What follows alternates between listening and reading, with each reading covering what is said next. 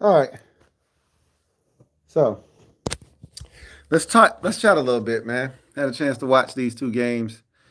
Um, road team struggling today. Ravens could be in some trouble tonight too, man. I really feel like if Joe Burrow had a healthy T. Higgins, the Ravens could lose tonight too, but they might still lose. Like it ain't no guarantees that they get it done. That Ravens offense been struggling, but let's talk about these two games first. I just want to touch on the Lions Packers real quick. The Lions are not the same team this year. These injuries have really decimated them. They miss Sam Laporta. Their offense is not really playing. The offensive line is in flux. Jared Goff is not comfortable. They lost Amon-Ra St. Brown to an injury today. I don't think it's serious, but it's serious enough for him to have not come back into the game. Um, Ever since he did the Trump dance, it's been downhill for him. Drop passes, low production. Now he got injured. I don't think it's a coincidence, but shit happens, right? Ultimately, Lions are struggling, man. They should have lost last week to the Giants. They did lose to the Packers. I think this is the second time in a row in 3 years that the Packers have beaten the Lions on Thanksgiving. The Packers swept them this year. Like I think that's the best team in that division, even though they struggle to score points. They don't seem to struggle when they play the Lions, though. But they struggle to score points. They struggled last week. They've struggled a number of times this year. As I mentioned, the three losses that they've had this season, they've all been when the team has failed to score more than 16 points. Their opponents have scored less than 17 points in all those three losses. But ultimately, I think the Packers are the best team in that division. And it's crazy because a report came out that their head coach, Matt LaFleur, could be on the hot seat if they don't, advance in the playoffs this year. I think he's a really good head coach, but I do know of Packers fans who are sick of his shit. And the offense not being good, it falls right in the lap. Like I've always said this, you can't be a head coach that has a specific distinction on one side of the ball and that side of the ball stinks. And right now, the Packers' offense stinks. And if Matt LaFleur fancies himself, which he is, an offensive guru, then the offense can't stink. And right now, the offense stinks, but it didn't stink today. And they got it done, and they put up over 30 points. And they went on the road and they beat Detroit, and that's a big win. And now they're 8-3-1 on the season. And I look at the Packers as the best team in that division. I think they'll be in first place, sole possession of it after tomorrow, because I think the Eagles are going to beat the Bears tomorrow. But that's an interesting division to see how it's going to ultimately play out. I think, like honestly, I don't think Detroit's a playoff team. I think they're going to make the playoffs just based off of the NFC, but I think they got Dallas next week, if I'm not mistaken. They could lose that game. Like the Lions, we're gonna get to Dallas here in a second, but the Lions are not a playoff team. I watched them last week against the Giants. This is not a playoff team. I'm not watching a playoff team right now. They don't look like the same team. They're not a confident group. They're not aggressive. Like when they go for it on fourth down, there's not a belief that we're going to convert this fourth down. They're just going for it because that's what Dan Campbell does. I don't see the same aggressive, you can't stop us. This is who we are. And, you can't do anything about it type of Detroit Lions. I see a team trying to grab at the fact that that's who we have been, and you need to respect us based off of what we've done in the past, and no one's doing that. No one's honoring the fact that you've been able to go for it on fourth down and convert. No one's honoring the fact that you've been this dynamic, explosive offense. You got to prove it, and they're not doing that right now. And the offensive line isn't good enough to protect Jared Goff. Goff isn't good enough to extend plays and make things happen. Right now, their best weapon on offense is probably Jamison Williams I think it's a split between Jamison Williams and Amon-Ra St. Brown, or excuse me, Jahmyr Gibbs. Those are their two best weapons on offense, but the problem is the consistency in between those two, there isn't any. And so if those two aren't getting off, if they're not getting their shit off, that offense is stagnant. And like Tom Kennedy was their best receiver today, not named, Jamison Williams. Tom Kennedy, everybody. Who that? My dad said he looked like a tight end, number 85. Tom Kennedy, everybody. What the hell is going on in Detroit, man? They on the struggle bus. Um, Detroit right now doesn't look like a playoff team to me. They don't. And the crazy part is they're starting to get a lot of their defensive pieces back. They got both of their corners back, DJ Reed, and they got Terrion Arnold back. So the secondary is starting to round into shape. They just need to get Kirby Joseph back, and then they'll have their entire secondary back. But they just don't look like the same team to me. They don't look like the same team on offense. And the defense, they can't get stops. Like the Packers went for it on fourth down 50 times, and two of their touchdowns came on fourth down conversions. Like the Lions just can't get stops when they matter the most right now. So shout out to the Lions or the Packers for getting it done and playing the kind of football that I think lends itself to being the division winners in the NFC North. That defense is like that. They gave them plays today because the Lions have dynamic playmakers, but ultimately that Packers defense is like that. And I thought they got after Jared Goff. They made him uncomfortable. They got stops when they needed to, and they came away victorious on the road. And they swept the Lions this year, man. The Packers are serious right now. I know they haven't played the Bears yet at all. They have two contests against the Bears left this season, so those are going to be big. Obviously, with the way the Bears are playing, with the way the Packers are playing, that's where the division is ultimately going to be decided. But remember, the Bears have struggled in divisional play. The Lions have been swept by the Packers. The Lions have already beat the Bears. So, and the Vikings have already beat the Bears. So if it comes down to, and again, the Lions, or excuse me, the Packers have a tie on their record. So it's not going to be a tie between the two teams, them and Chicago. But divisional records, the Packers have their number there. They've already swept the Lions. They've already beaten the Vikings last week at home. They've already, I think that's the 3 games they've played in the division. I think they have one more against the Vikings and the 2 against the Bears left. So it'll be interesting to see how that turns out. But a big win for the Packers on the road. They get the season sweep over the Lions. I think the Lions are not a playoff team right now. And we'll see if they get their act together, if they get some of these guys back healthy, Amon-Ra St. Brown, and, Sam Laporta's not coming back this year. Like, I don't think Christian Mahogany's coming back on the offensive line. They just had their center come back out of retirement to try and help them. Like, Frank Ragnow, like they're struggling, man. They're struggling, are the Detroit Lions. And we'll see if they can get their act together fast enough to make this thing look like a playoff team, because right now I don't see it. As for the second game, Cowboys and the Chiefs, I hate to do this, but salute to Cowboys fans. God damn it, man. These goddamn Cowboys, man. Shit. These trades that they made, like, they don't feel like the end-all, be-all, but this is a different team right now. They're getting guys healthy. Like, the defense is better than it was before. That was the problem. The offense was always good. So we're not going to sit here and act like the offense was ever the problem this year. It was never the offense. It was always the fact that they couldn't get stops defensively. Now they're getting stops. This is a dangerous Cowboys team right now. And I said this was a playoff game. We're going to talk about both teams in this game, but we're going to start with Dallas.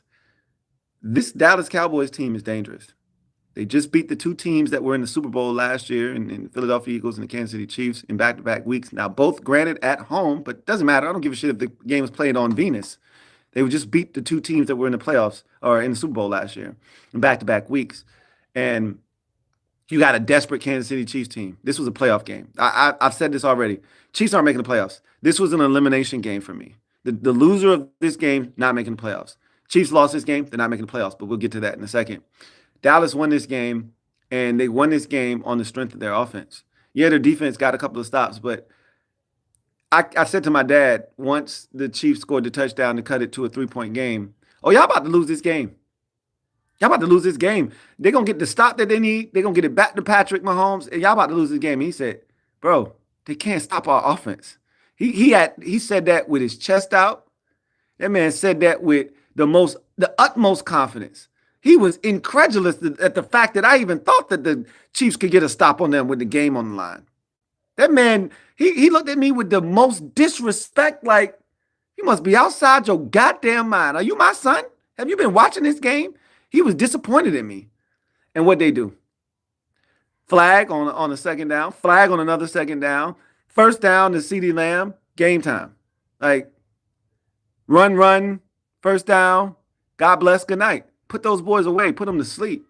That last drive, they had no chance defensively. And that's because this Cowboys offense is like that. And they've instilled confidence in fans to be able to say, they're not stopping my. I don't give a damn about. I don't. Steve Spagnuolo and his defense, they want to blitz. Okay, blitz. We going to eat that shit up. Who covering CeeDee Lamb? Who covering George Pickens? Who covering, Ferguson? You can't stop us. That's where the Cowboys are right now. They're a dangerous team, bro. Like, all they ever needed to do was get stops. If they could have gotten stops against Carolina, if they could have gotten stops against Green Bay, if they could have gotten stops against teams earlier in the season like Chicago, they would have been a lot better. They had some turnovers in that Chicago game too, but they could have gotten some stops earlier in the season against some teams. They could have won more games. Now they're getting those stops. That offense has always been like that. And now they're playing at another level. Now, but this is the thing, even if Dallas makes it to the postseason, they feel like a playoff team right now. I would take Detroit out and insert Dallas right now. And I'm going to tell you right now, Eagles don't win on Friday. Eagles don't win tomorrow. Cowboys are now all of a sudden, hey, Eagles, don't open that bitch. Don't open shit. Don't open it. They got guns and shit. Don't open the door. Eagles don't win tomorrow. All of a sudden, we got ourselves a race in the division. They got a season split there. The Eagles got some more tough games. Chargers, Bills, etc. still left on the schedule. 2 with the Commanders. I don't know what the hell that's gonna mean. What that means, that probably be 2 wins for the Eagles, but we'll see.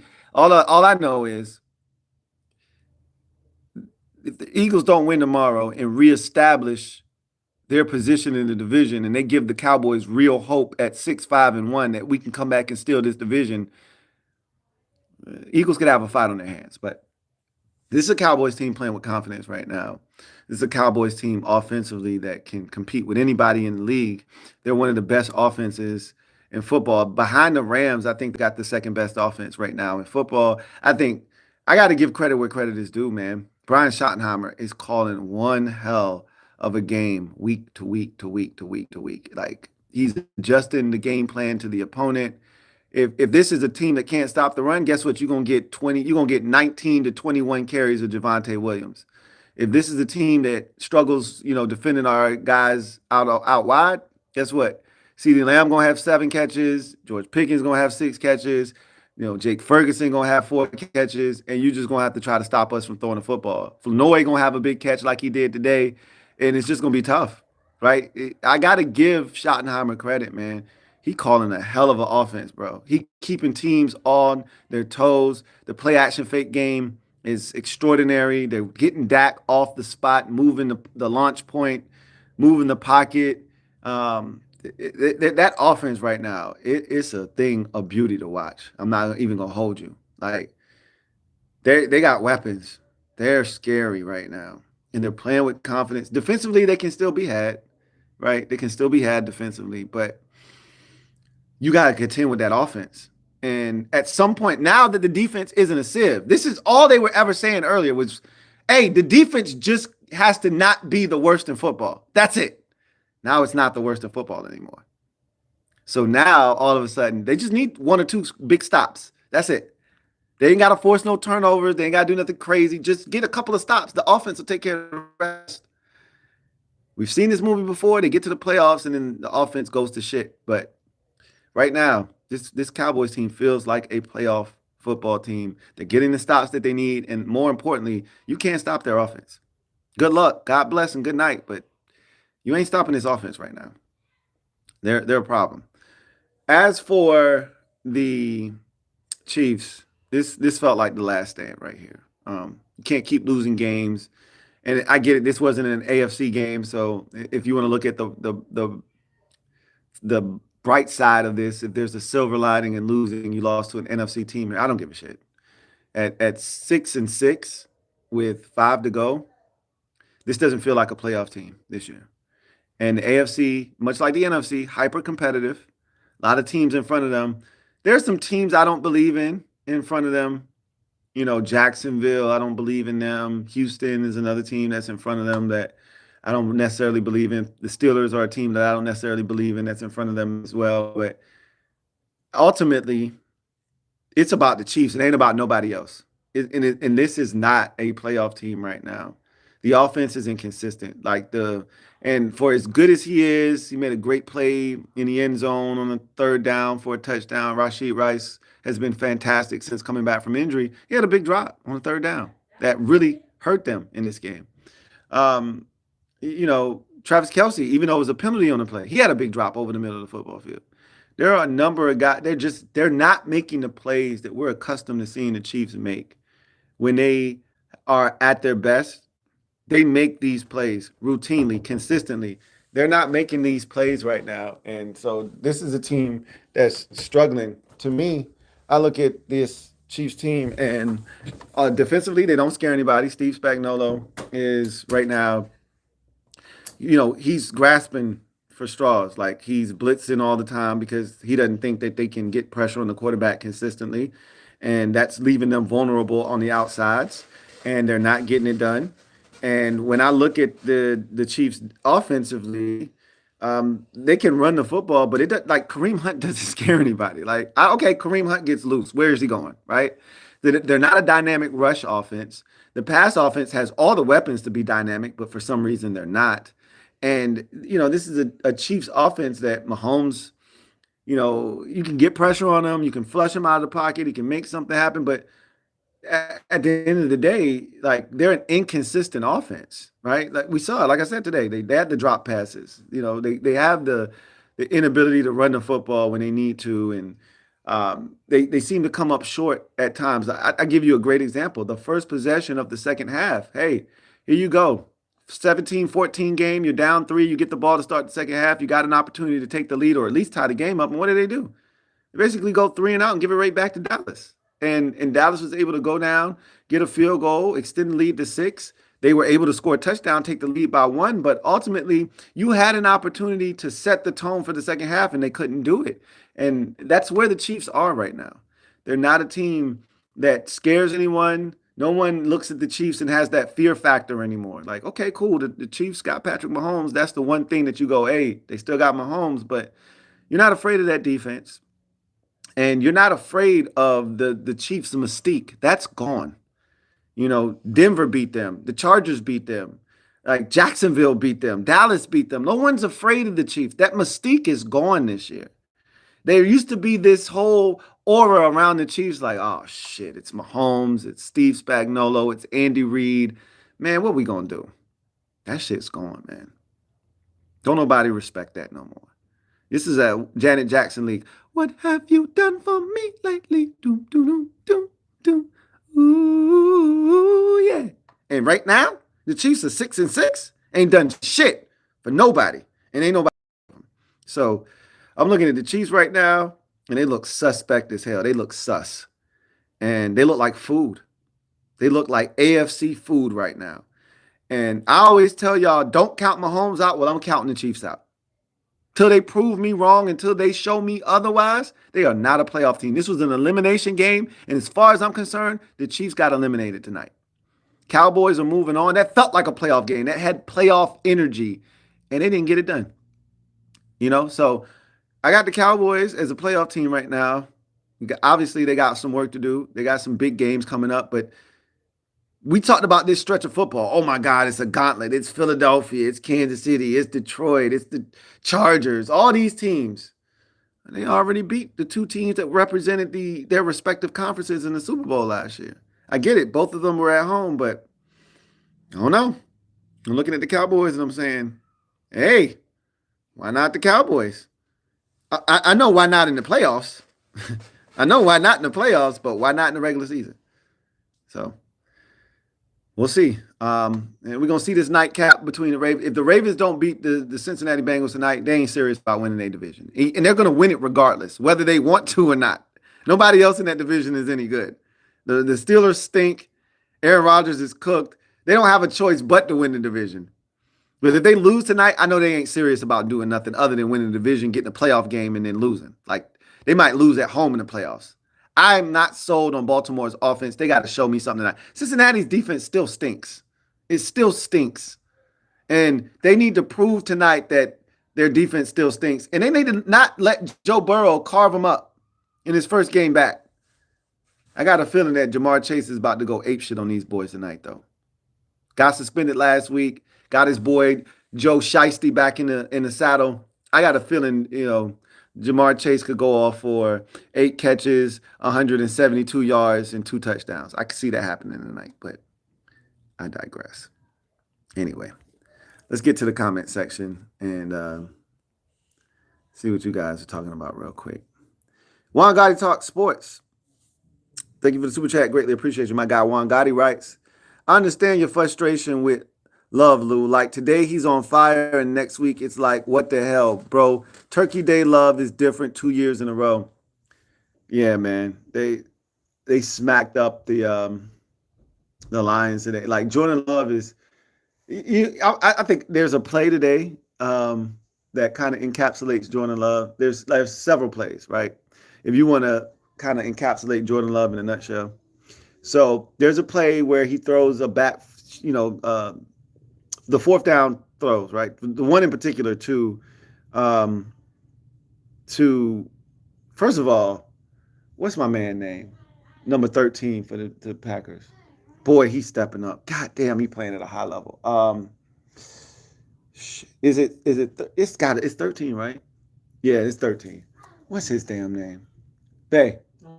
Look him up for me, man. He kicking ass, bro. Like all the big catches, Love is he's checking for this dude now. Like the one at the end of the game to put it away, that was him. Dontavian Wicks. Thank you, babe. Dontavian Wicks is turning into Jordan Love's number one target, bro. We've been asking, who's your number one receiver? Dontavian Wicks, everyone.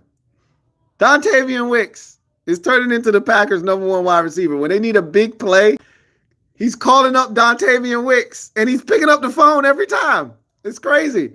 At the end of the game, to put the Lions away, defender draped all over him. Dontavian Wicks, everyone. Fourth down, gotta have it. He throws it on 4th and 2 down into the end zone. Dontavian Wicks for 2 feet down in bounds while getting hit. That's an excellent play by Jordan Love. That's for 4th down, bro. That's a hell of a play, right? But then there's a play where he's throwing the ball off his back foot, flat-footed, to Watson up the right sideline, and it's underthrown and it's incomplete, and you're just like, that's that Jordan Love shit, He's an enigma, man. I love Jordan Love, though. You'll never get me to turn on Jordan Love. You got to take the good with the bad with him.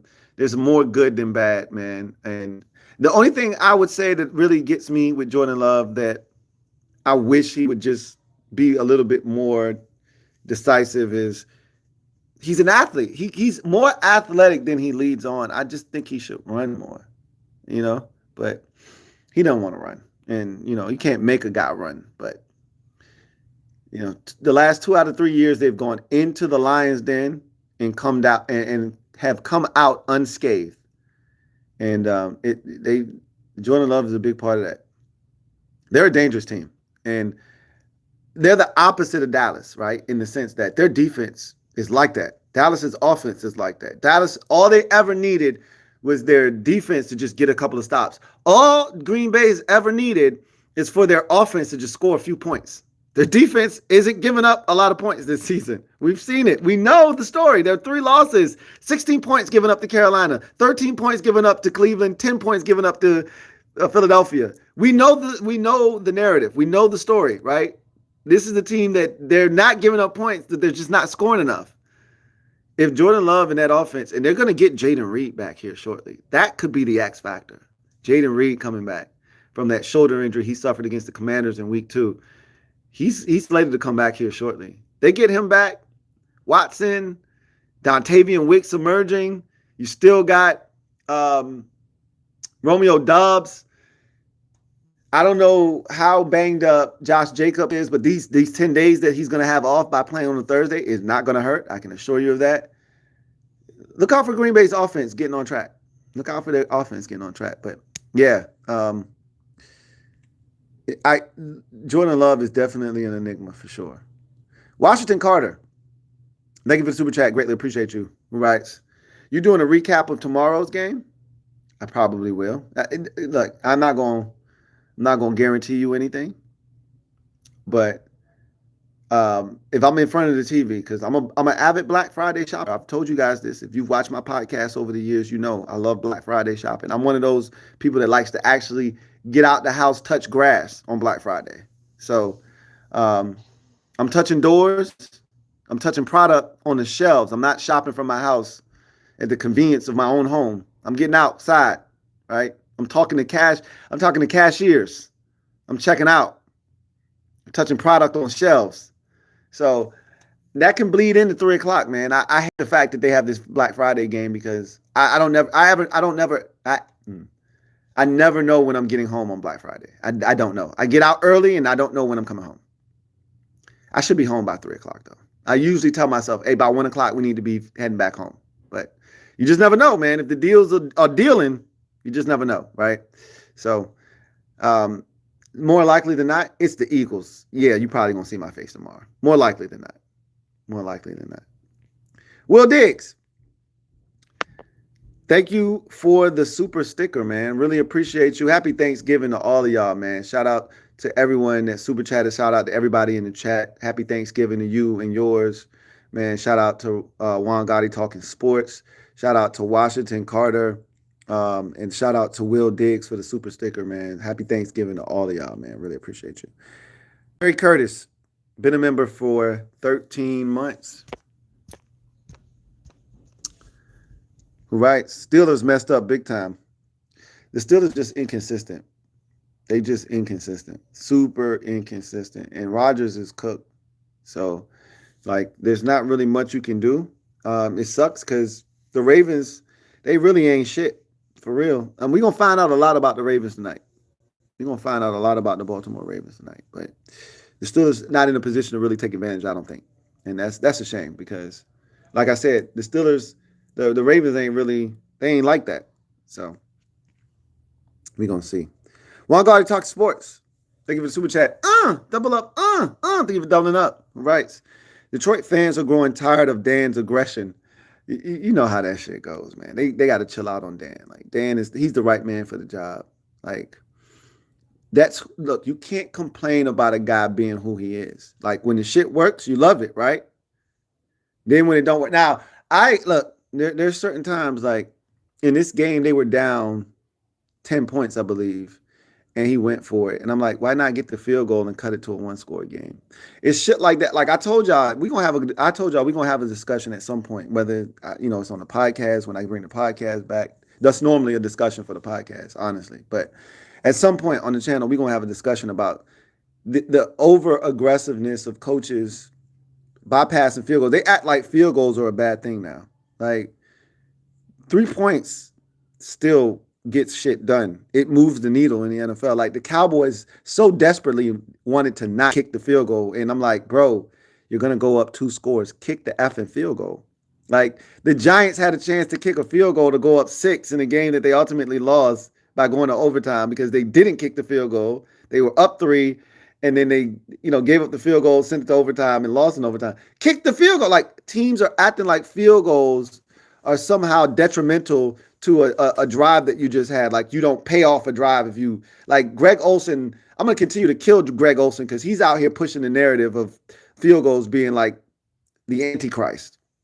So I'm going to kill Greg Olsen at every turn because you're not going to keep selling me on the fact that field goals ain't shit and that you're losing field position by not kicking field goals. Bullshit. Get points. And this whole notion of we don't need to kick field goals. Like Jake, they got a really good kicker in Jake Bates. Kick field goals, bro. Get points. There's a time to be aggressive, and then there's a time to Dan Campbell has gotten to the point now where he's kind of leaning too heavily into the whole aggression thing. Like, F a field goal attempt. We're just gonna go for it. Like, all the way down the field, we got 4 downs. And that shouldn't be the case. Like, it's one thing to be aggressive, which that's what he started out doing. Now it's just like, F it, we got 4 downs. Well, you can kick a field goal, right? You're passing up an opportunity to put points on the board, right? And I get why fans might be growing a little tired of it, but he's the right man for the job. Hopefully he adjusts. But I'm going to tell you what, I just talked about the Lions not being a playoff team. That's why they're upset. It's not because they're sick of his aggression. they're sick of losing, and he's the easy scapegoat. But they got injuries. They're not the same team that I just talked about. The Chiefs not having that aura anymore. Neither do the Lions, right? That whole going forward on fourth down, that shit is starting to now backfire on them. Amon-Ra St. Brown, as I mentioned, ever since he did the Trump dance in Washington, shit's been downhill for him. Now he's injured. Frank Ragnow's coming back to try to save your offensive line because you got all these injuries up front. Christian Mahogany's not coming back this season. You lost your tight end, Sam Laporta, for the season. Like, they're not the same team. They've been injured on the defensive side of the football. They are getting healthier now, as both of their starting corners are back, but they're still awaiting, Kirby Joseph to come back from injury. But they just don't scare anybody. And when you're losing, this is what I talked about with the Commanders. You can see how this happens very quickly. You start losing and people start questioning you. Like, Dan Campbell has done nothing but win since he's gotten in Detroit. Like, remember when he took over. This was a dead-in-the-water program. He turned this organization around along with their general manager, Brad Holmes, and turned this into a perennial, winner, like triple P, right? That's what everyone aspires to be, a triple P. And now all of a sudden, they're growing tired of his aggression. Yeah, of course they are, because you're losing games now. You're no longer, 9-3. You're no longer 8-4. Now you're 7-5, and you're getting swept by the Green Bay Packers. Now it's a problem. Now you're getting beat at home by the Minnesota Vikings, who stink. Now it's a problem. Now you're almost losing at home to the Giants. Now it's a problem. Yeah, of course it is, because you're losing football games. Had they been winning, you wouldn't be hearing shit about this. Oh, it's just Dan Campbell. That's just what he do, right? That's the nature of the beast. That's the nature of the beast. Nature of the beast. One guy to talk sports. Thank you for the super chat. Greatly appreciate you. Who writes, George Pickens is an animal. As we already knew, Dallas could be legit. Plus, people were like, who? To head coach hire, but I'm like, him, unfortunately, KC will get number 7 seed. A lot of people, I'm included. I got my hand up. I'm guilty as charged. You can put the cuffs on. I laughed at the hire of Brian Schottenheimer, and I still am not 100% sold on Brian Schottenheimer. I'm gonna keep it a bean with you. He's doing a hell of a job right now. He handled the whole Marshawn Leland situation very well. He's done a great job of managing all the personalities that they have on his team, even down to the suspending Pickens and CeeDee Lamb, or I should say suspending, but punishing them for a drive against the Vegas Raiders. You can do that against the Vegas Raiders. If they were playing the Eagles, would they have done that? I don't know. Today against the Chiefs, would they have, punished them? I don't know. But it's easy to punish them and make a statement against the Raiders because, they should, having them sit out of possession ain't going to hurt you because you're playing the Vegas Raiders. But even that's a smart move, right? You know who you can do that against, right?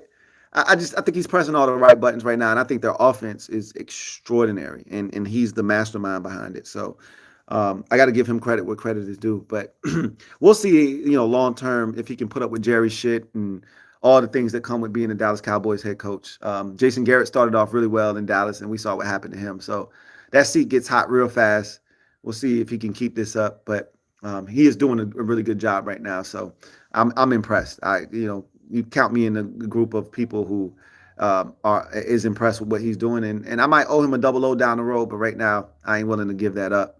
As far as the Chiefs are concerned, they could still get a 7 seed, but I'm until they show me, I'm not giving them a damn thing. Today was a playoff game. They lost that game. I got them eliminated and outside the playoffs looking in at this point. So Buffalo's not making a play, winning their division. They're making a playoff though. And they already beat Kansas City. Jacksonville already has a tiebreaker win over Kansas City. Do you see where I'm going with this? Like, Jacksonville probably not going to win that division. Jacksonville has a win over Kansas City. Buffalo probably not going to win their division. They have a win over Kansas City. You see where I'm going with this? Like, Kansas City has lost so many games to crucial opponents this season that they're in a tough spot. And if it comes down to tiebreakers, they don't have a lot of them in their favor, right? The Chargers already beat them. Now they do play the Chargers again. We'll see what happens. But that was the Chargers' home game. So the Chargers do have to go to Kansas City later in the season. We'll see how that goes. That could be for a playoff spot. I don't know if that game's in week 18 or not, but that could be for a playoff spot. But ultimately, when you look at what the Chiefs have done this season, they haven't impressed me, and I don't think they're a playoff team right now. But like you said, all they got to do is sneak in. And even if it's the 7 seed, they're dangerous. They're a live dog if they get in. but I don't know. And George Pickens is like that. I don't think when they traded for George Pickens, I said, give him a new contract right now because he's like that. They didn't listen to me. And every week that price goes up. Today's price is not tomorrow's price. The price of the brick continues to go up every single week with George Pickens doing the things that he's doing on a weekly basis. So, it is what it is. Washington Carter, thank you for the super chat. Greatly appreciate you. Double up. Thank you for doubling up with rights. About to hit 3K subs. You inspired me to start. Thanks, man. I love to hear that, bro. I love it, man. There's so many people that look at, people like myself, Rio, Rico, Ed, etc., doing what we do and saying, man, I could do that. And you're right, you can do that. But it takes courage to get from, behind the phone and in front of a camera and doing it. And shout out to you and all the other people that have started doing the channel. And it's years like this year that build character, that build endurance to do this. Because it's easy to do it when it's a season like last year, right? Everybody's excited. They're trying to grab as much Washington content as possible. The team's winning. Everything's great. It's seasons like this that really show what you're really about as a content creator. Because it's hard doing content right now. It's hard. People don't care. People don't care about your second corner in, Mikey Samer still. They don't care. They don't care about Debo Samuel. They don't care about none of that shit because we stink. And they're ready to move on to next year. They don't care. And you got to find a way to keep people engaged even when they don't care. And so this is a tough year. And if you can find a way to get it done in a year like this, that means you cut out for this. So shout out to you. And congratulations on hitting 2K. And I'm going to congratulate you in advance for hitting 3K, man. Keep grinding, Jack.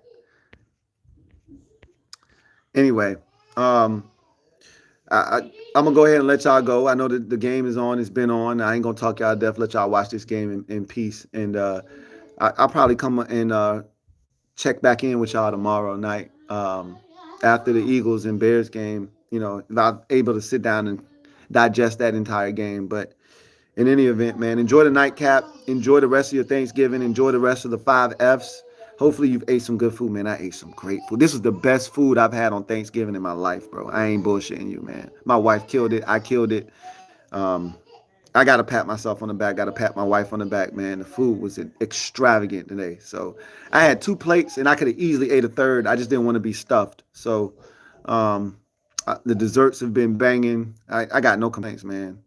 The football's been great today, and I expect this nightcap to be great. So I got no complaints, man. The food, the family, the friends, the football, the faith. Hell, I add a 6th one, the fellowship. It's all been excellent, man. So y'all enjoy, man. And I'll catch y'all on the flip side of the Thanksgiving break or the Thanksgiving itself. I'll probably see y'all tomorrow. But if I don't, I'll see y'all on either Saturday. Definitely going to see me on Sunday because the Commanders play. But in any event, enjoy the rest of y'all weekend. Take care. God bless. Good night.